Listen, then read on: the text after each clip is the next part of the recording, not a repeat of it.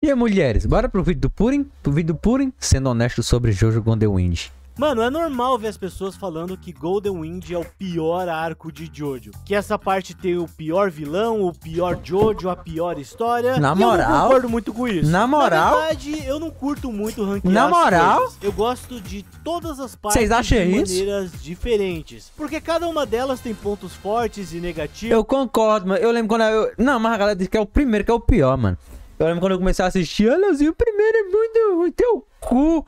Você assistiu o primeiro todinho, achei muito foda. É tipo você comparar pizza com sorvete. Os dois são bons, só que de maneiras diferentes. Ó, só uma coisa que você precisa ter em mente. Durante o lançamento da parte 5, o Araki passava por um momento muito difícil na vida dele. E isso com certeza impacta nesse arco. E assim, eu só vou lançar o exemplo. Muita gente fala que Steel Ball Runs é o melhor arco de Jojo, e eu concordo que essa parte ela é boa demais. Mas tenha isso em mente. Golden Wind é um mangá de 150 capítulos que foi publicado em 3 anos e 5 meses. Já Steel Ball Runs é um mangá de 95 capítulos que foi lançado em um pouco mais de 7 anos. Porra! Eu sei que os capítulos aqui são um pouco maiores, mas pra mim o tempo que o Araki teve pra construir essa história é parte do que faz ela tão boa.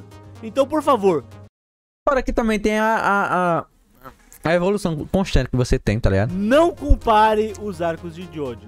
Você já parou pra pensar que toda a história da parte 3, todo aquele universo, gira em torno do Jotaro? E você pode até usar um argumento que faz bastante sentido. O Jotaro é o protagonista, então tudo tem que girar em torno dele. Isso é uma parada que acontece na parte 1, 2, 3 e 6. Onde o Jojo é o centro de tudo que acontece. Mas a parte 4 e 5, elas são um pouquinho diferentes. É verdade. O Josuke só quer curtir a juventude dele em Morio. Muitas coisas acontecem ali que ele nem mesmo participa. Só que isso acaba trazendo outros personagens mais pro centro da história. E é muito boa essa final, parte. Quem evitou que o Kira Essa parte é muito foda. Foi o Jotaro. Em Golden Wind, depois de alguns episódios, você começa a questionar sobre quem é essa história. Sobre o Giorno ou sobre o Bucciarati? É claro que o Giorno é o protagonista e a gente acompanha a subida dele na máfia, mas não é como se tudo ali fosse sobre ele. Mano, bem ali no começo, quando eles estão indo pra ilha, o Giorno se sacrifica pro Bruno e o Abatio descobrirem o segredo do stand do Mario. E a maioria das lutas, ele age como um suporte. Ou ele venceu com a ajuda de alguém, tipo a luta do Diacho, que o Mista fez quase tudo e ele só deu o golpe final. A única luta que ele não precisou de ajuda foi contra o Mero, que é o cara do PC Gamer. E eu acho isso legal. O Jotaro, ele resolvia todos os problemas no soco. O Kakyoin começava no videogame, mas no final era ele que tinha que botar todo mundo na mochila. O Porunarefu versus o Aleste, o Jotaro criança que aparece pra arrebentar o cara. Essa luta é meio...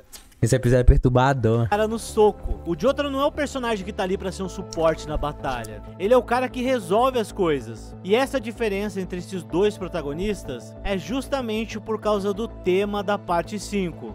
Golden Wind é um Jojo sobre máfia. E se você já viu um filme de máfia, eu tenho que assistir o Poderoso Chefão. Nem sei se é da máfia. Deve saber que os mafiosos se tratam como família. E esse é o tema da parte 5. Diferente dos outros arcos que a rapaziada vai se conhecendo ao longo do mangá, aqui eles já são um grupo e cada um deles vivia no lado mais podre da sociedade. Violência, precisando roubar pra comer, traído pelos próprios amigos. E no pior momento de cada um deles, apareceu Bucciarati e estendeu a mão. Essa é uma outra dinâmica pra Jojo. Além disso, eu acho que é a primeira vez que nós temos 2 protagonistas. E essa é uma das paradas que eu mais gosto aqui. O Araki testou isso na parte 5 e depois de alguns anos ele usou a mesma fórmula, só que aperfeiçoada em Steel Ball Runs. Assim, mano, na moral, o Kiro vai lá, tem o Johnny e o Jairo. Pra mim é o melhor Jojo. E essa dinâmica entre o time Bucciarati e como eles têm destaque dentro de Golden Wind é a melhor coisa dessa parte. Só uma curiosidade aqui, né? O Poderoso Chefão é o mais famoso e o melhor filme de máfia que existe. E também é o meu filme favorito. E tem várias referências que você encontra na parte 5. Assim, todo o plot do primeiro filme acontece não me dê spoiler, não! quando a família Corleone se recusa a participar de um esquema de distribuição e venda de drogas. E toda a motivação do Giorno e do Bucciarati é pra parar com a venda de drogas na Itália. Outra coisa, lá nos episódios finais, tem aquele cara que vai pedir ajuda pro Bucciarati. é exatamente a mesma cena do Poderoso Chefão, quando Bonacera vai pedir ajuda do Don Corleone depois da filha dele ser espancada. Outra coisa é que as cenas finais são exatamente iguais. Você tem uma troca na liderança da máfia, e tanto o anime quanto o filme termina com várias pessoas jurando lealdade ao novo chefe e beijando a mãozinha dele. Além do que, como eu falei, o Poderoso Chefão é um filme que fala muito sobre a família, a importância do Dom sempre cuidar da família. Então eu acho isso muito especial porque, como eu disse, o Poderoso Chefão é o meu filme favorito. E eu só fico emocionado. Araki, muito obrigado. Agora vamos pra coisa que mais me incomoda na parte 5. O Gorudo Experience. Parece que o stand que o Araki pensou pro Giorno era tão roubado que ele acabou mudando durante o anime as habilidades dele. Transformar objetos em seres vivos. Quando alguém bate em algo criado por ele, o dano é refletido no seu agressor. Se o Gorudo Experience atingir um ser vivo com seu poder, ele entra na cachaça com droga e sai do corpo literalmente. Além disso, ele pode transformar objetos em tecidos vivos, ou seja, ele pode pegar um maço de cigarro e transformar num pâncreas, além do bom e velho socos fulminantes. Mano, na moral, o Golden Experience ia ser muito mais legal se ele só tivesse o poder de transformar objeto em animal. Tipo, olha pro Stick Finger, que maneiro, ele só tem o poder de zíper. E olha essa cena, o Bucciarati divide a cabeça dele no meio pra desviar de um golpe. Isso daqui é muito bom. Olha o Crazy Diamond, que maneiro. Ele destrói e reconstrói as coisas e também pode curar a rapaziada, menos o Josuke. E isso fala muito sobre a personalidade bondosa dele. Sabe aquele episódio que ele passa voando com a moto por cima do bebê? Esse é lindo, mano. Como o Araki usa bem o poder dele. E pra mim é esse tipo de momento que faltou pro Golden Experience. É como se ele fizesse muita coisa, só que no final ele cura todo mundo. Lembrando também que o poder de refletir dano, que aparece 2 vezes no primeiro episódio, e o poder da cachaça com droga, nunca mais apareceram no anime. Tudo bem, eu acho que esse poder da cachaça com droga, ele é muito roubado, ele não precisava desse poder, mas o de refletir dano era maneiro. Outra parada é que eu acho que essa é a primeira vez que eu gosto mais dos Jobros do que do próprio Jojo. Nos outros arcos isso é meio que equilibrado, tipo, eu gosto muito da Foo Fighters, mas eu também gosto muito da Jorin. E aqui eu gosto bem mais da rapaziada do que do próprio Giorno. É estranho porque antes de eu começar o anime, a única coisa que eu sabia era que o Giorno é filho do Dio. E eu falei assim, o maluco vai ser imoral. Aí no primeiro episódio, ele rouba dinheiro de 2 minas, ele se finge de Uber pra roubar a mala do Koichi, e no final ele termina esfregando dinheiro na cara das minas. Só que depois de algum tempo ele vira o Jonathan magro e loiro. Não que ele foi mudando durante a história. O ele era aquilo já. Foi bom desde o começo. Tanto que no começo ele faz uma parada errada, que é roubar dinheiro das minas, e logo em seguida ele tem uma ação boa, que é comprar um sorvete por uma criança pobre. Só que eu acho que entre todos os Jojos, ele é o cara que fica mais apagado. Porém, ele é o único Jojo que consegue colocar a orelha dentro do ouvido. Isso aqui é muito forte. Como tá falando da rapaziada dessa parte, aí chegamos no momento mais controverso desse arco. A traição de Panakota Fugo. Só lembrando que nessa época Golden Wind ainda era publicado na Shonen Jump, que é uma revista focada pra adolescente, tá ligado? E meio que não existe esse tipo de coisa nesses mangás. Você nunca vai ver em Dragon Ball o Kuririn falar assim: Goku, vai lá sozinho enfrentar o Freeza, eu tô com medo, eu não quero morrer. Esses mangás da Jump sempre reforçam a mensagem: nunca abandone os seus amigos. Determinação. E o fato do Bucciarati ter tirado o moleque da rua enquanto ele roubava pra sobreviver, e aí ele fala que não vai participar da missão contra o chefe, é tipo virar as costas pros seus amigos. Essa daqui é uma declaração de 2002 que o Araki fez sobre o Fugo. Originalmente eu estava pensando em uma história que o Fugo trai o Giorno e seus amigos. A Bíblia tem um relato semelhante envolvendo um traidor chamado Judas, e era isso que eu esperava tentando fazer, mas meio que eu odiei. Tive a sensação de que se retratasse essa traição, a história ficaria muito sombria. Então fiz o Fugo sair imediatamente. Isso de traição até que faz sentido, porque estamos falando de máfia, e o clichê mais clássico dos filmes de máfia é que ali no meio tem um traidor. O Araki tava passando por um momento muito difícil na sua vida, e criar um personagem que tava ali só pra trair os seus amigos era algo que ele não ia suportar. Aqui ó, vai outra declaração do Mestre Araki. Meu estado de espírito era tão sombrio